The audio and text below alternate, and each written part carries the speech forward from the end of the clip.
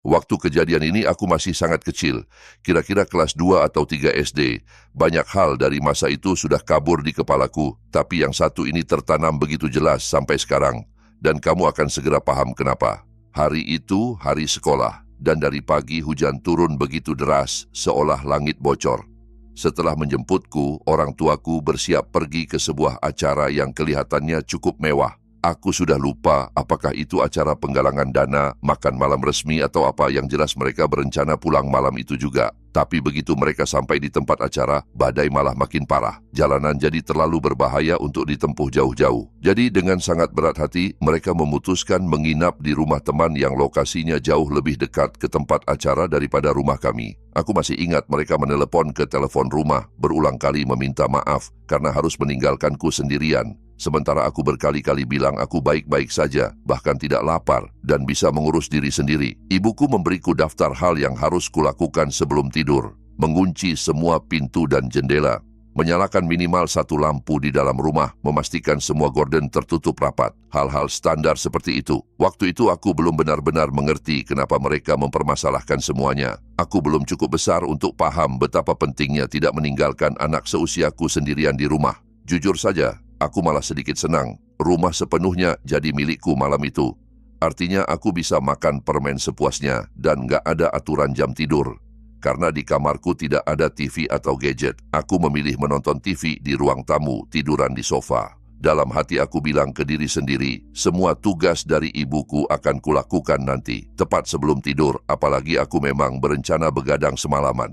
Tentu saja yang terjadi adalah kebalikannya. Di suatu titik setelah terlalu banyak gula, aku ketiduran di sofa. Tidak heran, aku tidak ingat jam berapa tepatnya aku terbangun, tapi sudah cukup lama sampai TV masuk mode tidur otomatis. Jadi setidaknya 3 jam. Hal yang paling kuingat adalah rasa dingin begitu membuka mata. Malam memang biasanya lebih dingin, tapi perbedaan suhu kali itu terasa janggal. Cukup mencolok untuk langsung kusadari meski aku masih kecil. Aku sempat berpikir untuk meringkuk lagi dan lanjut tidur, tapi lalu aku ingat daftar dari ibuku.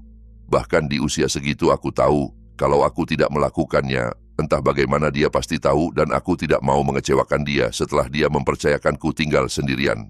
Jadi aku memaksa diri bangun dari sofa dan mulai mengecek pintu dan jendela. Aku berkeliling melakukan semua yang dimintanya. Mengunci pintu depan dan pintu belakang, menutup gorden, mengecek jendela, menyalakan satu lampu. Semuanya tertutup rapat.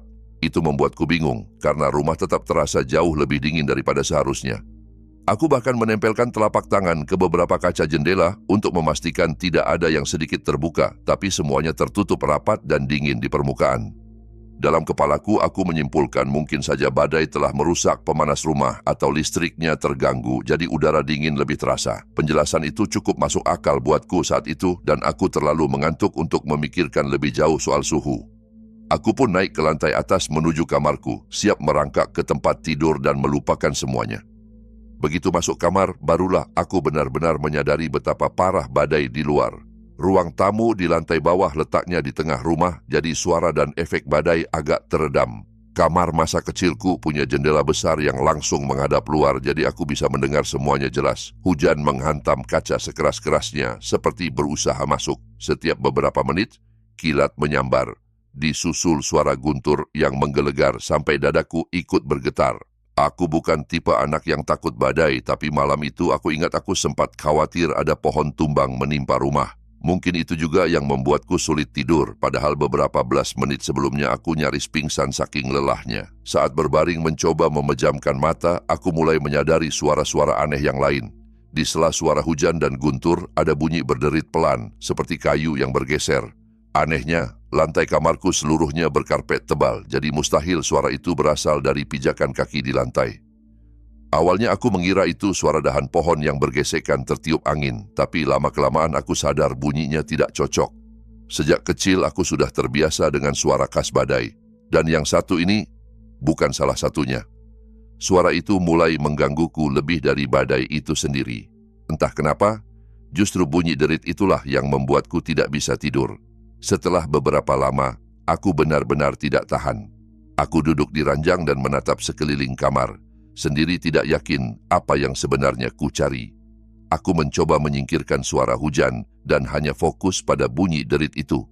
Sebuah kilat menyambar, cahaya putih menyiram kamar hanya sedetik, membuat semuanya terlihat jelas.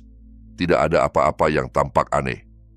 Tapi entah kenapa, mataku tertarik ke satu-satunya benda besar dari kayu di kamar itu, lemari pakaianku. Kamar kembali gelap. Aku duduk diam, menunggu. Sekitar 1 menit kemudian, kilat menyambar lagi. Kamar terang sekejap. Dan di detik singkat itulah aku melihat sesuatu yang membuat nafasku tercekat. Pintu lemari itu sedikit terbuka. Tadi malam sebelum turun ke bawah, aku yakin betul pintu lemari tertutup rapat. Aku 100% yakin. Berarti ada sesuatu yang membukanya. Ada sesuatu di dalam kamarku. Aku tidak menjerit, tidak bicara. Bahkan rasanya aku berhenti berpikir. Tubuhku bergerak sendiri. Aku turun dari ranjang pelan-pelan, berusaha agar lantai tidak berderit dan berjalan menuju pintu kamar. Jarak dari ranjang ke pintu terasa seperti perjalanan 500 mil untuk anak 5 tahun. Begitu sampai di luar, aku berlari kecil turun ke bawah dan bersembunyi di bawah meja makan.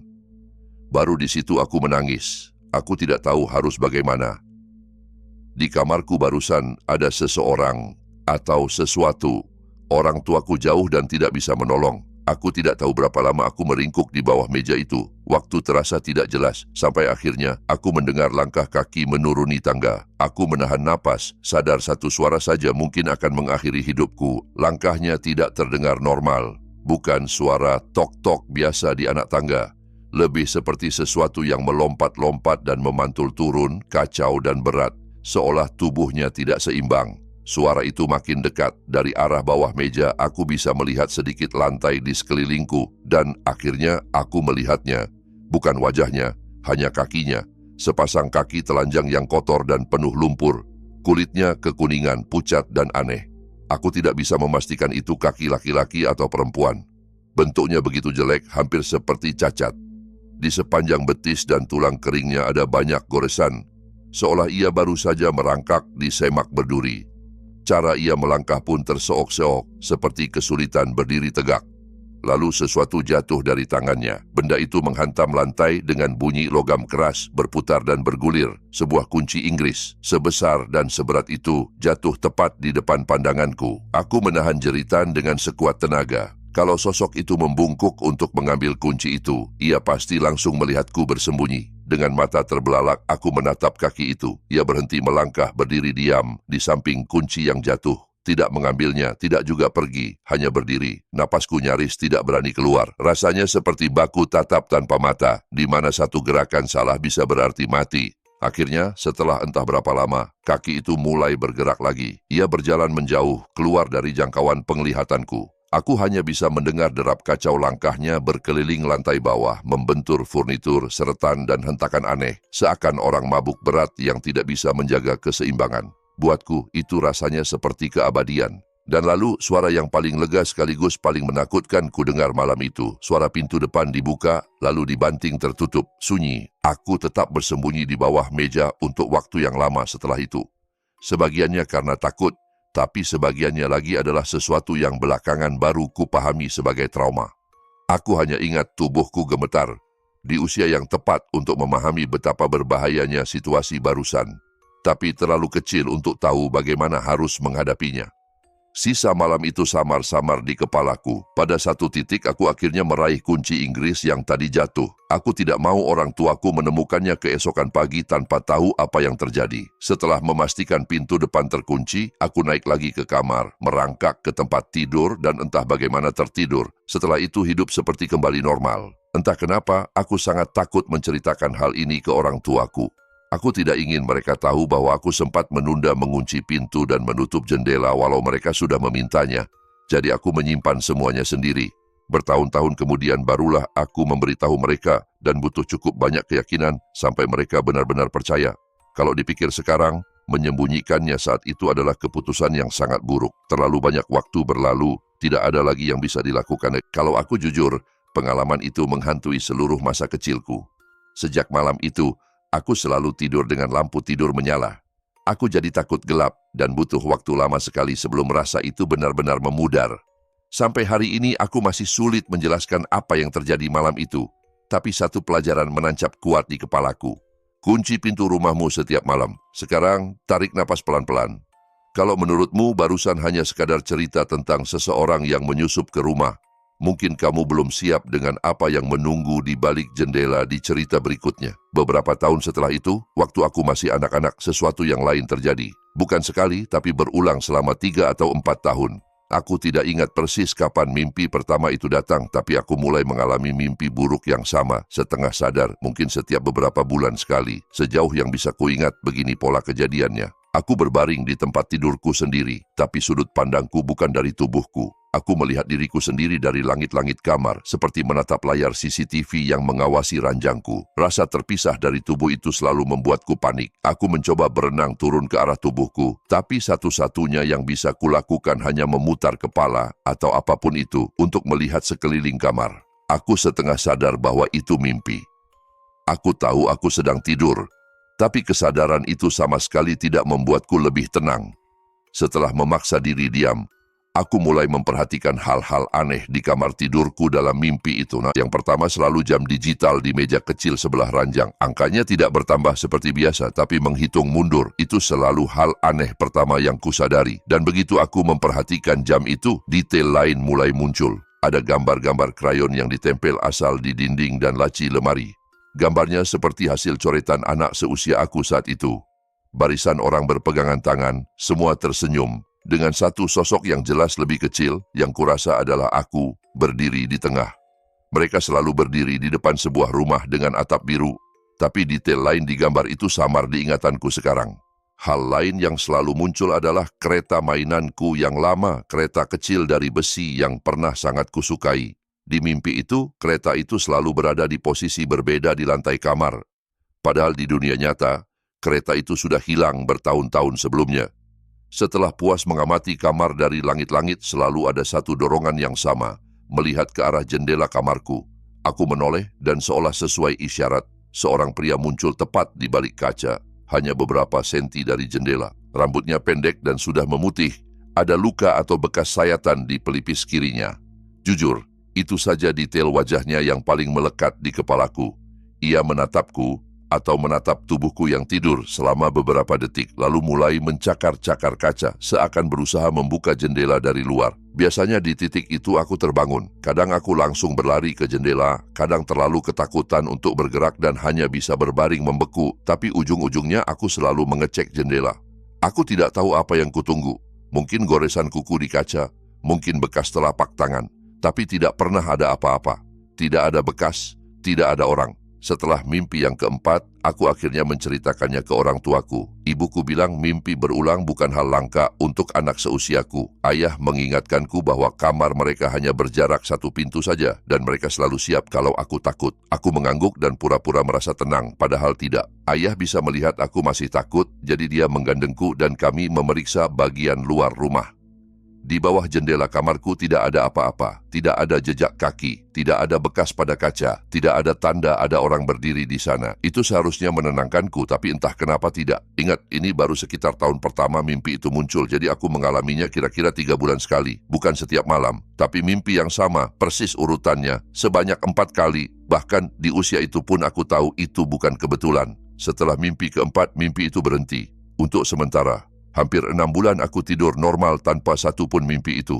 Lama-lama, rasa takutnya memudar. Masa kecil terus berjalan dan ketakutan lama pelan-pelan tenggelam di bawah hal-hal baru yang lebih biasa.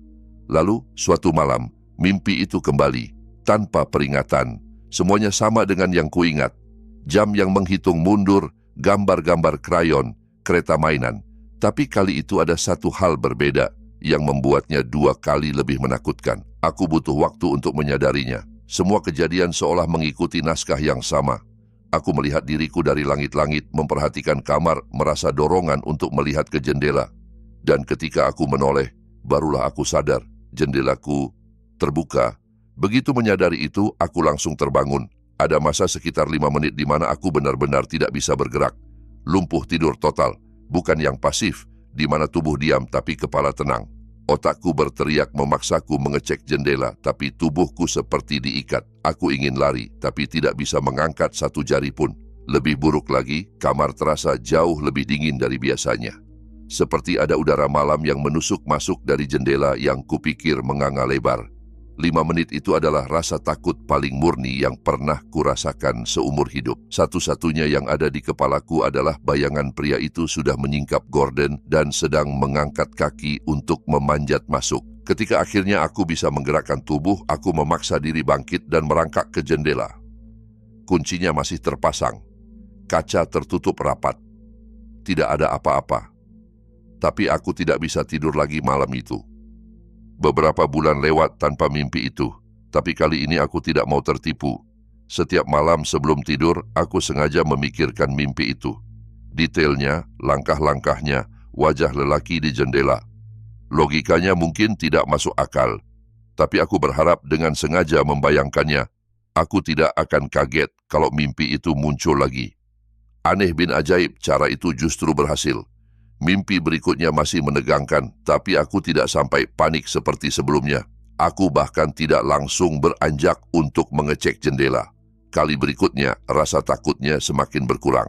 Namun tetap ada sesuatu yang menggantung, menempel di benakku. Bukan rasa takut, lebih seperti rasa penasaran dan keganjilan yang tidak mau pergi. Akhirnya aku menceritakannya lagi ke orang tuaku, kali ini lebih detail. Mungkin karena cara bicaraku, mungkin karena aku sudah sedikit lebih besar, kali ini mereka menanggapinya lebih serius. Aku berusaha sejelas mungkin menggambarkan pria di jendela.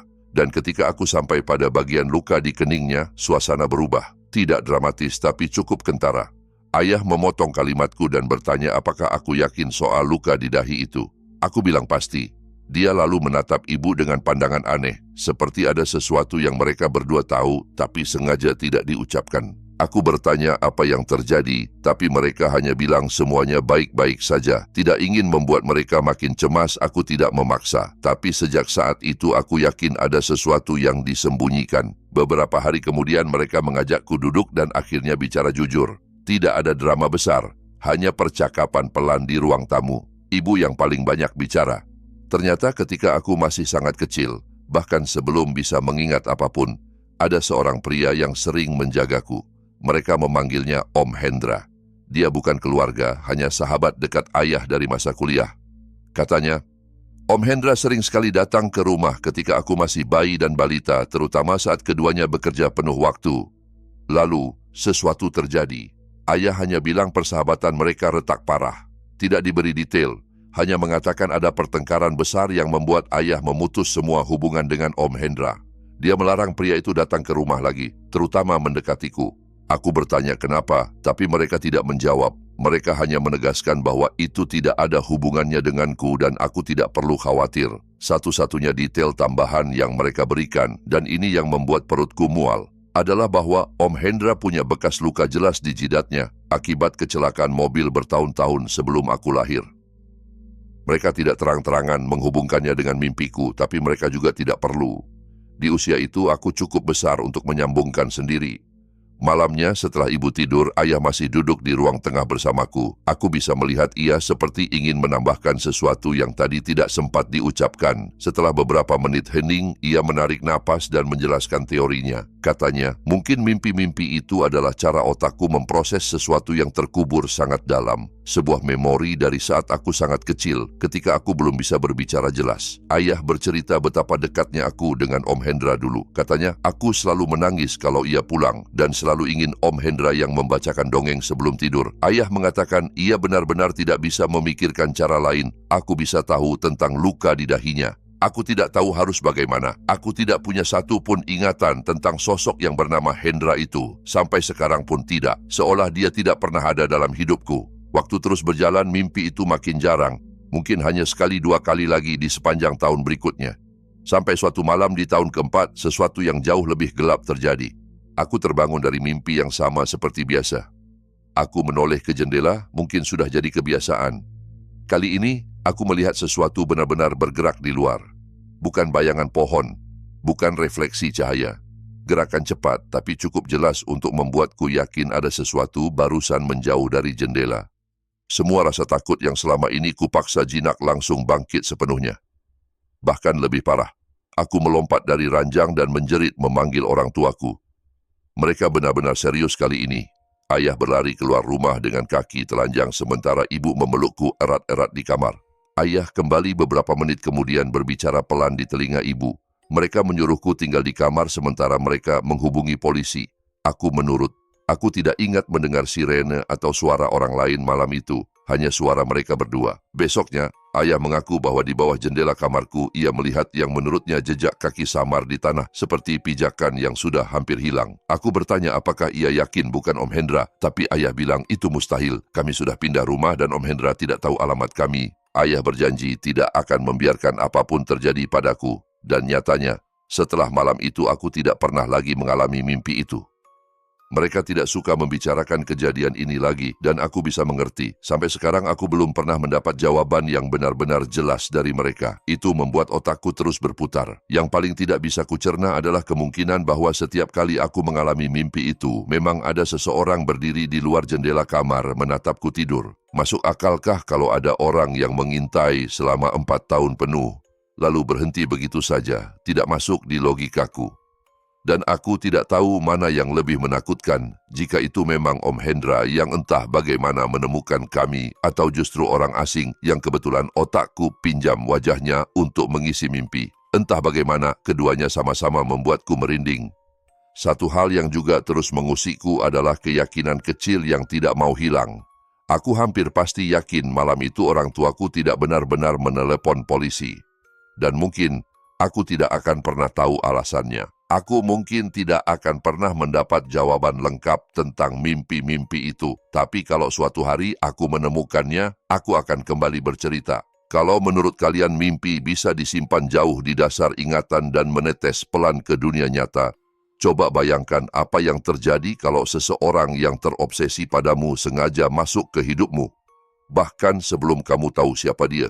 Beberapa tahun kemudian, jauh setelah mimpi-mimpi itu berhenti, sesuatu yang lain terjadi, tepat sebelum masa SMP berakhir. Waktu itu hari terakhir kelas 2 SMP, hari yang seharusnya penuh kegembiraan dan perpisahan kecil yang manis. Sekolahku besar, muridnya lebih dari 1.000. Seperti biasa, hari terakhir diisi dengan saling menandatangani buku tahunan. Semua orang sibuk berlari ke sana kemari, menulis pesan konyol dan tanda tangan di halaman teman-teman. Karena jumlah murid begitu banyak, guru-guru mengumpulkan buku tahunan kami dan mengedarkannya ke kelas-kelas lain agar semua yang mau bisa ikut menandatangani. Kalau dipikir sekarang, cara itu mengundang masalah. Artinya, siapapun bisa menulis apapun di buku siapapun tanpa diketahui pemiliknya. Guru-guru berusaha mengawasi, tapi aku tahu ada beberapa anak yang menulis pesan jahat di buku orang yang mereka benci.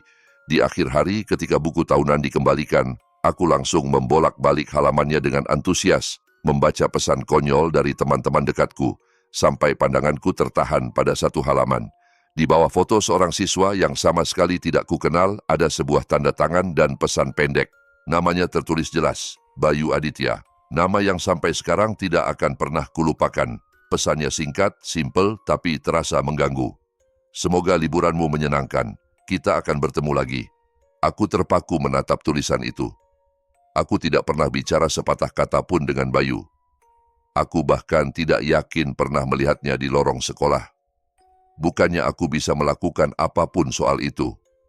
Tahun ajaran resmi berakhir, semua sudah pulang, jadi aku tidak bisa mencarinya meski mau. Akhirnya, aku menyimpulkan mungkin itu cuma ulah anak aneh yang iseng atau salah tulis. Mungkin dia kira ini buku tahunan milik orang lain. Aku berhenti memikirkannya. Beberapa jam kemudian, aku sudah di rumah mengadakan sleepover kecil di ruang bawah tanah dengan 3 sahabatku, Budi, Rizky, dan Dimas. Kami makan keripik, minum soda, dan main game sampai malam, Call of Duty tanpa henti. Kamar orang tuaku berada 2 lantai di atas kami, jadi kami tidak terlalu khawatir soal suara bising. Hampir jam 2 pagi, kami lagi iseng main-main dengan mesin rowing milik ayahku ketika tiba-tiba terdengar ketukan keras di pintu samping yang mengarah langsung ke ruang bawah tanah. Suara itu membuat kami semua otomatis diam. Siapa yang mengetuk pintu samping pada jam segini?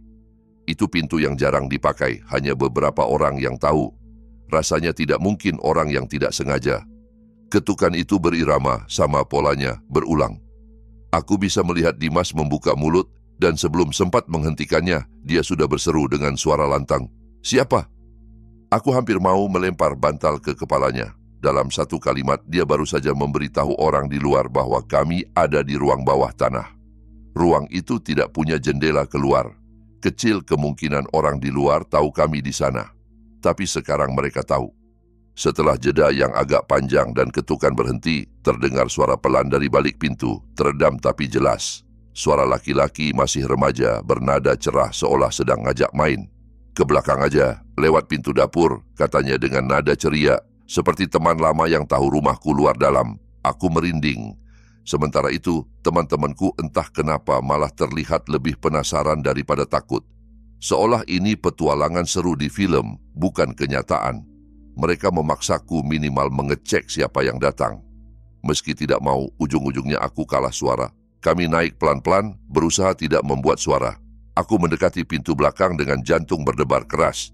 Dari kaca panjang di samping pintu, aku bisa melihat siluet seseorang berdiri di bawah lampu luar yang redup.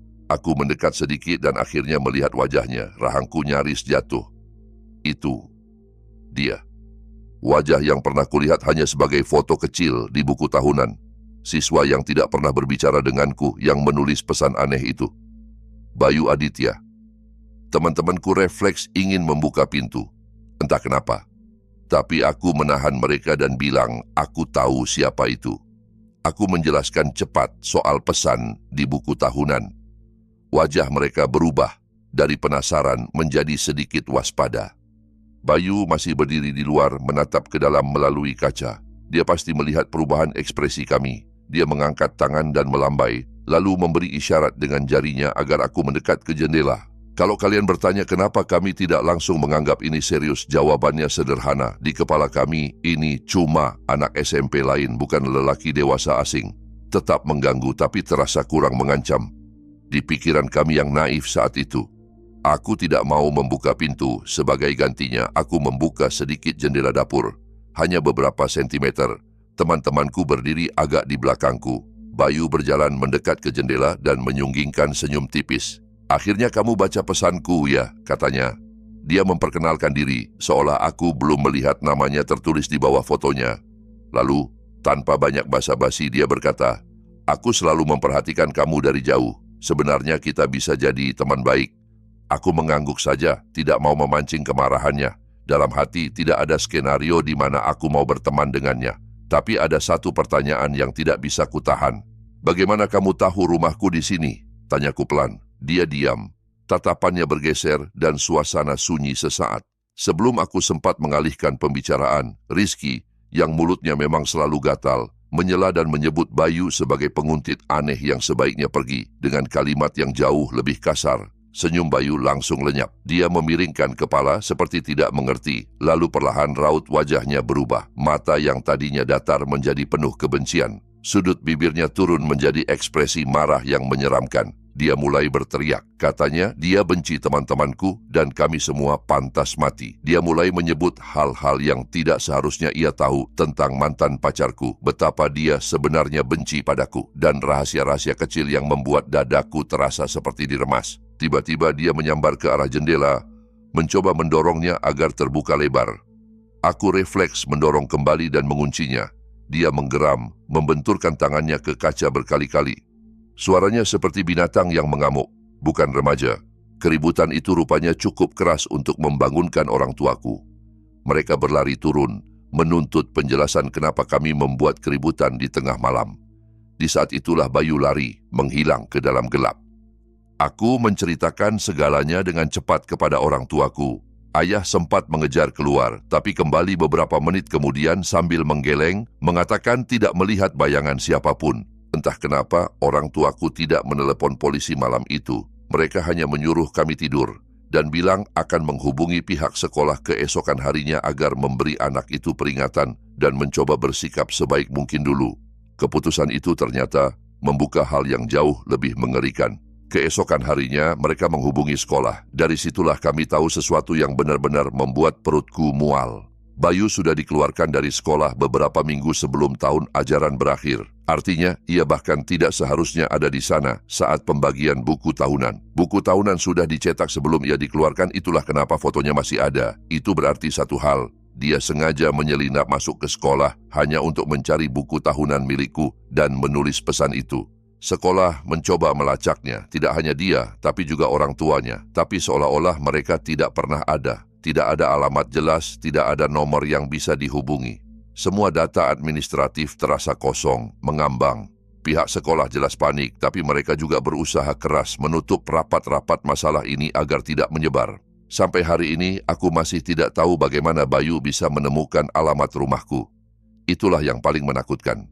Teori yang paling sering dibicarakan, meski tidak pernah diucapkan langsung di depan orang tuaku, adalah bahwa Bayu adalah anak yang sakit dan bermasalah, yang entah kenapa mengembangkan obsesi aneh padaku, lalu mulai menguntitku entah sejak kapan. Kami sekeluarga tidak pernah membicarakannya lagi, tapi tinggal di rumah yang sama, melewati dapur dan jendela itu setiap hari, tidak pernah terasa sama lagi. Kalau ada orang yang bisa menyelinap masuk ke sekolahmu hanya untuk menuliskan satu kalimat di buku tahunan, coba bayangkan apa yang bisa ia lakukan kalau kamu sendirian di tempat yang jauh dari siapapun. Beberapa tahun berlalu, aku tumbuh dewasa, lulus kuliah, dan mulai bekerja. Waktu kejadian berikutnya, aku berusia 22 tahun. Cukup lama sehingga kupikir aku aman untuk mulai bercerita tanpa takut segalanya menyusulku lagi. Waktu itu, hidupku bisa dibilang ideal. Baru lulus, dapat pekerjaan lumayan, dan hampir tidak punya pengeluaran besar karena masih tinggal di rumah orang tua. Bayangkan, gaji masuk tiap bulan, tabungan bertambah, tapi aku tidak harus memikirkan biaya sewa atau makanan. Kamarku masih kamarku yang dulu, mobil ada di garasi, lingkungan masa kecil tetap sama. Aku tahu betapa beruntungnya aku punya orang tua yang mengizinkan aku tinggal tanpa bayar sewa. Banyak orang tidak punya kesempatan itu. Aku benar-benar tidak pernah menganggapnya remeh. Tapi bukan berarti tidak ada hal buruk yang menantiku di sela kenyamanan itu. Aku bukan tipe anak pesta seperti banyak orang seusiaku. Aku tidak suka mabuk sampai kehilangan kendali. Aku tidak menghabiskan semua malam di klub. Dan aku tidak membiarkan laki-laki manapun mengendalikan hidupku. Ayahku selalu menjadi sosok laki-laki paling penting dalam hidupku, dan segala bentuk hookup culture membuatku muak. Karena itu, hidupku sangat teratur. Bangun pagi, minum kopi, kerja, pulang ke gym, lalu baca buku sebentar sebelum tidur. Akhir pekan kuhabiskan untuk hiking, jalan-jalan kecil, main board game, atau apapun yang menurutku menyenangkan. Sampai suatu akhir pekan sahabatku dari kampus Sari mengundangku bersama dua teman dekat kami yang lain, Wulan dan Intan, untuk menghabiskan beberapa hari di rumah pantai keluarganya. Aku belum pernah ke sana, tapi dari cara Sari bercerita, tempat itu terdengar seperti mimpi. Tenang, jauh dari keramaian turis, dengan akses langsung ke pantai pribadi. Keluarga Sari sangat kaya. Kedua orang tuanya dokter bedah saraf di rumah sakit besar. Aku sudah bisa menebak rumah pantainya akan luar biasa dan kenyataannya bahkan melebihi bayanganku. Begitu mobil kami masuk ke halaman, aku benar-benar terenganga. Rumah itu berarsitektur modern tajam dengan kaca besar dan sudut-sudut tegas. Dari luar, lebih mirip markas rahasia militer daripada rumah liburan keluarga. Sari punya cukup kamar untuk menampung kami satu persatu, tapi kami memutuskan tidur bersama saja. Kami memilih salah satu kamar anak dengan 2 ranjang susun dan kamar mandi di dalam. 3 malam pikirku adalah durasi yang pas. Cukup untuk bersenang-senang tanpa saling mengganggu. Aku tahu hidupku cenderung membosankan, tapi kalau ada waktu yang tepat untuk minum lebih banyak dari biasanya, ini dia. Meski begitu, malam pertama kami sepakat untuk tetap santai. Kami berjalan turun ke pantai pribadi, duduk di pasir, menatap bintang. Kami minum kaleng minuman beralkohol ringan, mendengarkan musik lewat speaker kecil Wulan. Rasanya damai. Sampai kami melihat sesuatu di kejauhan. Di sepanjang garis pantai yang gelap ada cahaya kecil berkelip-kelip. Cahaya itu bergerak perlahan, bukan diam. Kami spontan terdiam, memperhatikan. Lama-lama pola geraknya jelas. Cahaya itu bergoyang ke kiri dan kanan. Seperti senter yang diayun oleh tangan seseorang. Suara tawa samar mulai terdengar tertiup angin. Dari gelap, 3 atau 4 sosok berjalan mendekat santai, tidak terburu-buru. Salah satu dari mereka melambaikan tangan dan berteriak, "Halo!" dengan nada akrab. Suara laki-laki muda. Teman kami yang paling ramah, di sini Intan, menyambut teriakan itu. Obrolan kecil pun mengalir saat mereka mendekat. Ternyata mereka bertiga, semua lelaki sekitar umur kami. Berkulit kecoklatan, gaya anak pantai yang entah kenapa selalu membuat banyak orang langsung tertarik. Mereka duduk bersama kami, membuka botol bir yang mereka bawa, dan dalam waktu singkat, suasana jadi ramai lagi. Mereka tidak terlalu agresif, tapi juga tidak membosankan. Cukup ramah untuk membuat Wulan dan Intan tertawa, cukup sopan untuk tidak langsung membuatku ilfil. Sekitar sejam dan beberapa kaleng minuman kemudian, Salah satu dari mereka mengusulkan kami melanjutkan nongkrong di rumah tempat mereka menginap. Jujur, aku sangat lelah. Aku lebih memilih mandi dan tidur di kamar mewah yang sudah menanti. Tapi aku bisa melihat kilau semangat di mata ketiganya, terutama Intan. Aku tidak mau merusak suasana. Kupikir, biarlah mereka bersenang-senang. Aku pamit, bilang ingin pulang duluan dan tidur. Mereka bertiga akhirnya pergi bersama para lelaki itu menyusuri pantai, sementara aku berjalan sendirian kembali ke rumah Sari ditemani suara ombak. Aku mandi, ganti baju dan langsung terlelap. Sekitar lewat jam 3 dini hari, ponselku bergetar hebat di samping bantal.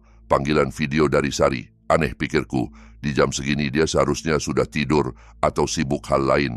Begitu kuangkat, wajah Sari memenuhi layar, pucat dan panik. Suaranya pecah. Dia berteriak bahwa Wulan dan Intan diculik dan aku harus mengambil mobilnya sekarang juga. Kata-katanya seperti seember air es yang disiram paksa ke kepalaku. Adrenalin langsung menyalakan seluruh tubuhku. Dengan tangan gemetar, aku buru-buru mengenakan pakaian dan berlari turun. Sari berkata dia sudah menelepon polisi, dan sekarang aku harus menjemputnya di jalan besar dekat deretan rumah tempat para lelaki itu tinggal. Aku membuka gerbang mobil, menemukan kunci dan melajukan mobil secepat yang berani kulakukan di jalanan gelap yang sepi. Sari memberitahu nama jalan dan arah mobil yang membawa Wulan dan Intan pergi. Aku menancap gas. Beberapa menit kemudian, jauh di depan, aku melihat mobil yang cocok dengan deskripsi. Sebuah SUV gelap yang melaju pelan, seolah tidak buru-buru kemanapun. Tanganku bergetar ketika aku menelepon polisi dari ponselku melaporkan lokasi kami. Operator menyuruhku menjaga jarak agar mereka tidak curiga. Aku menelan ketakutan dan mengikutinya dari jauh. Rasanya seperti berjam-jam. Sampai akhirnya lampu biru merah polisi muncul di kejauhan. SUV itu menepi. Mungkin menyangka ini hanya razia biasa. Aku juga menepi. Beberapa meter di belakang dan menyaksikan semuanya hampir tanpa bisa bernapas. Polisi menarik ketiga lelaki itu keluar dengan senjata teracung. Mereka dipaksa tiarap, diborgol, lalu diseret ke sisi jalan. Seorang petugas kemudian berjalan ke belakang SUV dan membuka bagasi. Dari situ, aku hanya bisa melihat sekilas, tapi itu sudah cukup. Wulan dan Intan ada di sana. Tangan dan kaki mereka terikat, wajah memar, mata bengkak, napas mereka berat, tapi mereka hidup. Bagian setelah ini lebih banyak diisi cerita dari sudut pandang mereka, yang mereka izinkan untuk kuceritakan, tapi mereka tidak sanggup menuliskannya sendiri. Setelah aku pulang, mereka bertiga, Sari, Wulan dan Intan, masih minum di rumah sewaan para lelaki itu. Sari mencoba menjaga kepala tetap jernih. Pada satu titik, salah satu lelaki mengajak masuk kamar dengan nada setengah bercanda, setengah memaksa. Intan dan Wulan, yang sudah jauh lebih mabuk, tertawa dan ikut melangkah. Sari menolak. Dia bilang harus pulang karena rumah pantai yang kami tempati adalah tanggung jawabnya. Lelaki yang bersamanya kesal mengira Sari hanya pura-pura jaim. Mereka bertengkar. Dia menyuruh Sari pergi saja dengan kata-kata kasar. Sari keluar dengan marah, tapi setengah jalan pulang dia sadar tasnya tertinggal. Dia kembali, dan disitulah segalanya berubah. Dari balik gelap, Sari melihat dua lelaki mengangkat Wulan dan Intan yang sudah setengah tak sadar, memasukkan mereka ke bagasi mobil dan menutupnya rapat. Tanpa pikir panjang, Sari berlari mundur, bersembunyi, lalu menelepon polisi dengan suara bergetar. Setelah itu, barulah dia menghubungiku. Orang tua Intan, yang sama-sama pengacara, memastikan para lelaki itu mendapatkan hukuman maksimal, sekaligus menjaga agar kasus ini tidak jadi konsumsi publik. Belakangan kami tahu, rumah yang mereka pakai bukan milik mereka. Itu rumah milik pasangan tua yang sedang liburan ke luar negeri. Mereka menyusup memanfaatkan rumah kosong itu sebagai jebakan. Ditambah semua pasal lain yang dikenakan, mereka akan berada di penjara sangat lama. Menurutku, betapapun lamanya tetap tidak cukup. Pengalaman ini menghancurkan bertahun-tahun kepercayaanku pada orang asing. Aku tidak bisa lagi menikmati pantai, malam larut, atau obrolan dengan orang baru tanpa rasa was-was.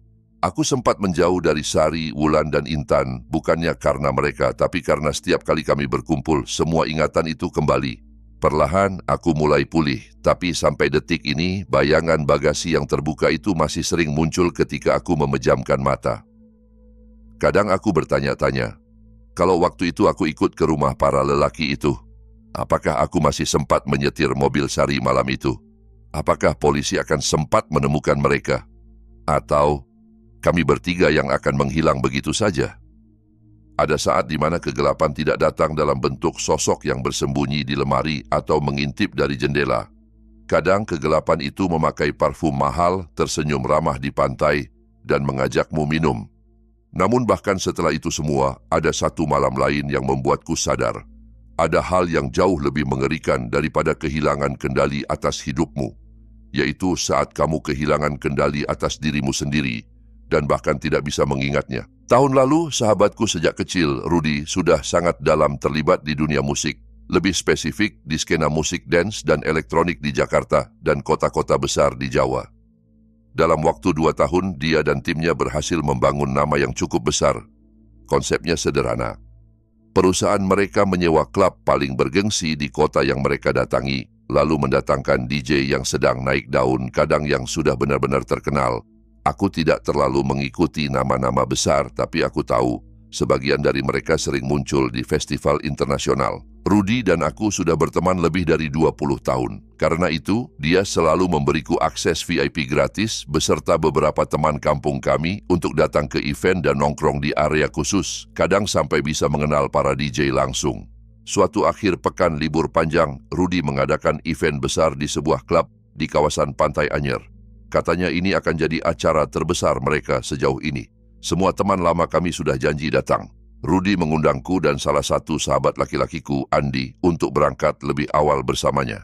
Perjalanan dari kota kami ke Anyer sekitar 1,5 jam. Kami sampai di klub 4 jam sebelum pintu dibuka. Saat Rudy dan timnya sibuk menyiapkan sound system, dekor, dan segala teknis, aku dan Andi tidak punya banyak hal untuk dilakukan. Kebetulan sebagai penyelenggara, Rudy dan timnya berhak minum gratis sepanjang malam, dan kami, dengan bodohnya, memanfaatkan itu. Kami mulai minum jauh sebelum penonton lain masuk. Saat DJ pertama mulai memainkan set, kami sudah lebih dari sekadar sedikit tipsi. Yang ku tahu malam itu kami tertawa terlalu keras, menari terlalu liar, dan berkali-kali bersulang untuk alasan yang bahkan tidak jelas. Nah, disinilah masalahnya. Beberapa jam kemudian acara mulai mendekati akhir. Lampu klub sedikit dinaikkan, lagu-lagu menjadi lebih pelan. Biasanya inilah momen di mana orang memutuskan dua hal, bagaimana mereka pulang dan dengan siapa mereka pulang. Rudy sudah menyewa sebuah homestay tidak jauh dari klub dan berjanji menyediakan tempat tidur untuk kami. Jadi soal bagaimana pulang sudah aman. Itu membuat pikiranku hanya fokus pada hal kedua. Aku dan Andi berjalan ke bar, mulai mengobrol dengan dua perempuan yang menarik perhatian kami. Kami bukan model iklan parfum, tapi tinggi kami di atas rata-rata. Di klub-klub pantai seperti itu, entah kenapa, tinggi badan seringkali lebih menarik daripada apapun. Kalau aku tidak salah ingat, mereka memperkenalkan diri sebagai Lina dan Putri. Sejak momen itu, ingatanku mulai sedikit kabur. Aku masih bisa mengurutkan kejadian, tapi detailnya seperti dilapisi kabut. Yang kuingat jelas adalah Putri yang lebih berani mengusulkan kami pindah tempat setelah acara selesai. Di rumahku di pinggir pantai lebih enak nongkrongnya, katanya. Lina mengangguk setuju. Aku sempat heran, biasanya kamilah yang mengajak orang kembali ke penginapan yang kami sewa, tapi mereka bersikeras bahwa rumah pantai milik keluarganya jauh lebih nyaman daripada homestay kami. Sebelum beranjak, Lina menyodorkan masing-masing satu gelas minuman tambahan pada kami. Biar level kita sama, katanya sambil tertawa. Padahal aku yakin sudah minum lebih banyak dari cukup untuk satu malam. Cara mereka yang tanpa ragu membelikan minuman agak janggal, tapi di otakku yang sudah melayang itu hanya terasa seperti sikap royal anak orang kaya. Kami menenggak habis. Kami keluar dari klub bersama-sama. Udara malam di tepi pantai terasa lembab ketika kami berjalan menyusuri pasir, bercakap-cakap entah tentang apa. Anehnya, percakapan kami cukup berbobot. Kami membahas hal-hal di luar dunia pesta, tentang kerjaan, buku, bahkan sedikit soal politik. Di tengah pembicaraan itulah aku menyadari sesuatu yang aneh. Bukannya efek alkohol mereda, aku justru merasa jauh lebih mabuk dari 15 menit sebelumnya. Bukan mabuk biasa, tubuhku terasa berat, tapi bukan berat lelah. Lebih seperti meleleh, kaki-kakiku seperti tidak punya tulang. Setiap langkah terasa rapuh, seolah kapan saja aku bisa roboh begitu saja. Menggerakkan tangan, bibir, bahkan bola mata membutuhkan usaha berkali-kali lipat lebih besar. Ujung jari tangan dan kakiku mulai mati rasa. Lalu secepat datangnya sensasi itu menghilang. Seolah ditarik kembali, aku kembali ke mode mabuk berat biasa. Menit-menit berikutnya kabur. Kami tiba di rumah Pantai Putri. Kata rumah hampir terasa merendahkan. Bangunan itu menjulang dengan kaca besar menghadap laut, teras kayu luas, dan interior yang bisa muncul di majalah desain. Begitu masuk, kami melepas sepatu dan disambut ruang tamu yang terasa seperti galeri seni. Patung-patung berdiri di atas pijakan marmer, lukisan abstrak tergantung di dinding. Tapi entah bagaimana ruangan tetap terasa lapang. Tidak butuh waktu lama sampai Andi dan Putri menghilang entah kemana. Meninggalkanku sendirian di ruang tamu bersama Lina. Dia tersenyum, mendekat, dan perlahan mencondongkan kepala, hendak menciumku. Dan di detik sebelum bibir kami bersentuhan, semuanya gelap. Bukan pingsan pelan, bukan kabur perlahan. 1 detik aku berdiri, detik berikutnya kosong. Yang berikutnya ku ingat adalah panas terik menyengat wajahku. Aku membuka mata. Langit biru di atas, daun-daun dan ranting tajam menyentuh pipi. Aku terbaring di semak-semak di pinggir jalan yang sama sekali tidak ku kenal. Aku mengangkat kepala. Badan rasanya seperti habis dipukul dari dalam. Jalan beraspal membentang beberapa meter di depan, berbelok dan menghilang di balik pepohonan.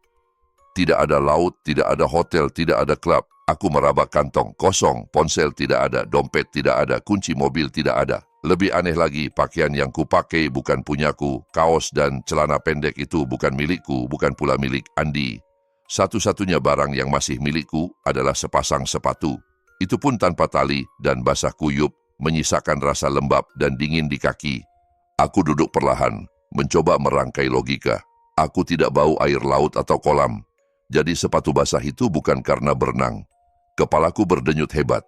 Perasaan yang kurasakan saat itu bukan hanya hangover. Itu panik, panik murni. Aku berdiri terhuyung, menatap ke sekeliling. Di seberang jalan, satu-satunya bangunan yang terlihat adalah sebuah minimarket waralaba, Indomaret kecil dengan neon yang sudah redup.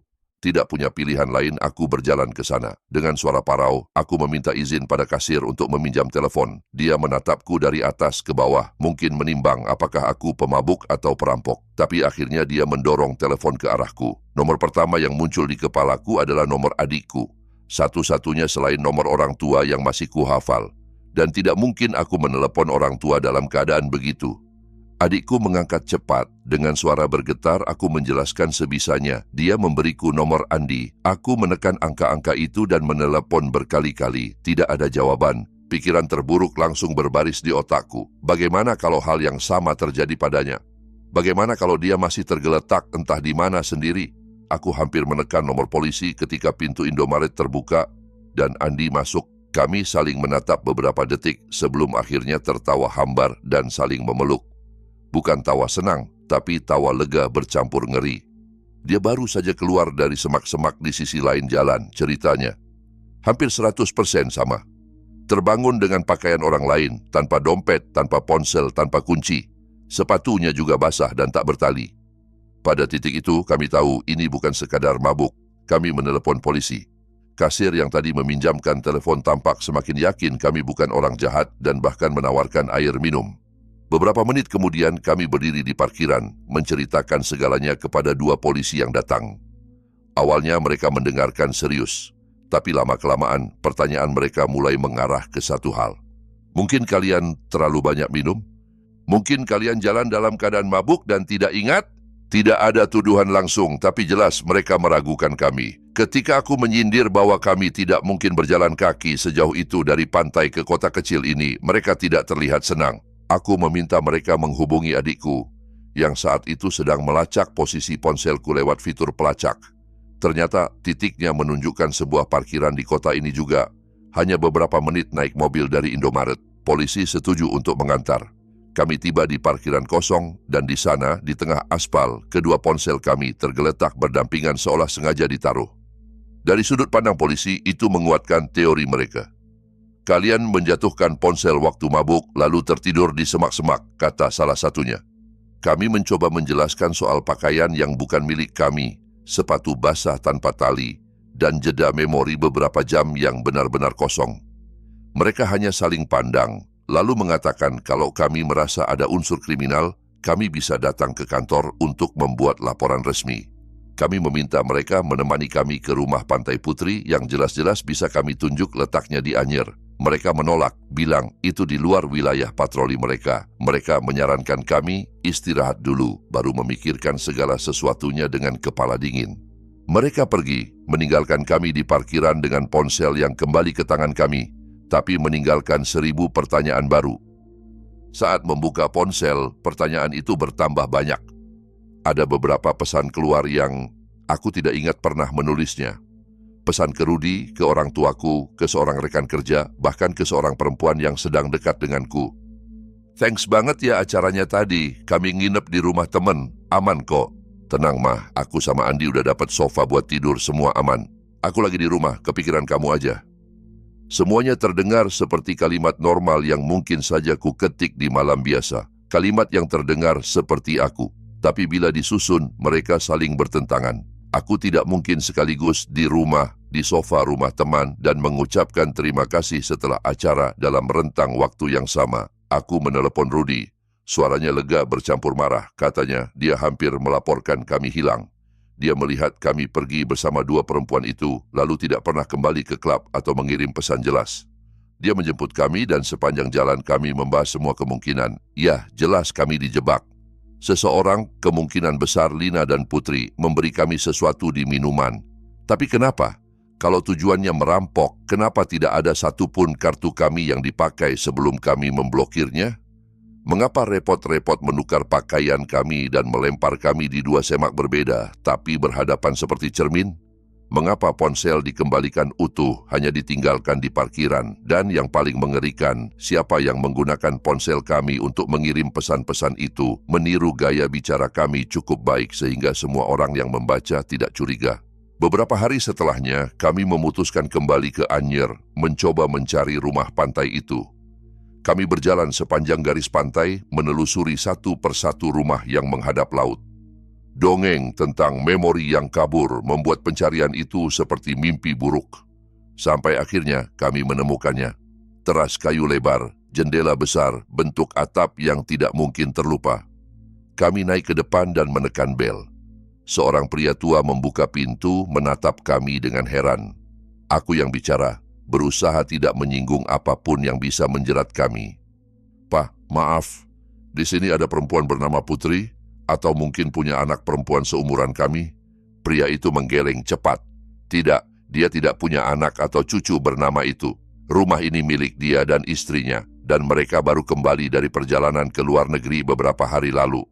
Tanpa mau menekan terlalu jauh, aku hanya mengatakan bahwa mungkin ada 2 perempuan yang berbohong mengaku rumah ini milik mereka. Pria itu tertawa pendek, menggeleng lagi, dan mengucapkan terima kasih karena kami sudah memberitahunya. Kami pamit. Saat berjalan menjauh, perasaan mual merayap dari perut ke tenggorokan. Bukan karena alkohol, bukan karena mabuk darat, tapi karena sensasi yang sangat spesifik, keyakinan bahwa sesuatu yang sangat buruk pernah terjadi padaku dan Andi malam itu, sesuatu yang disusun oleh orang-orang yang tahu betul apa yang mereka lakukan, dan kami mungkin tidak akan pernah tahu apa.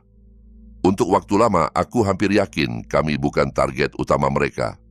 Bahwa mereka terlibat dalam sesuatu yang lebih besar, entah perdagangan manusia, jaringan kriminal, atau sekte aneh. Dan bahwa di detik terakhir, entah karena alasan apa, mereka memutuskan untuk tidak melanjutkannya dengan kami.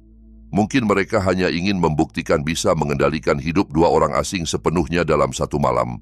Mungkin mereka ingin melihat sejauh mana seseorang bisa dibuat meragukan ingatannya sendiri. Atau mungkin malam itu hanya latihan. Aku tidak tahu. Dan ketidaktahuan itu sampai sekarang tetap menjadi bagian paling menakutkan dari semuanya. Kalau setelah mendengarkan semua cerita ini kamu merasa seolah ada sesuatu yang mengawasi dari sudut ruangan, jangan terlalu cepat menepisnya. Kalau bulu kudukmu sempat berdiri walau hanya sekali saja malam ini, tinggalkan like-mu dan subscribe kalau kamu berani mendengar kisah berikutnya. Dan kalau kamu pernah mengalami sesuatu yang membuatmu tidak bisa tidur, tulis di kolom komentar dan biarkan orang lain tahu bahwa mimpi buruk mereka tidak sepenuhnya milik mereka sendiri.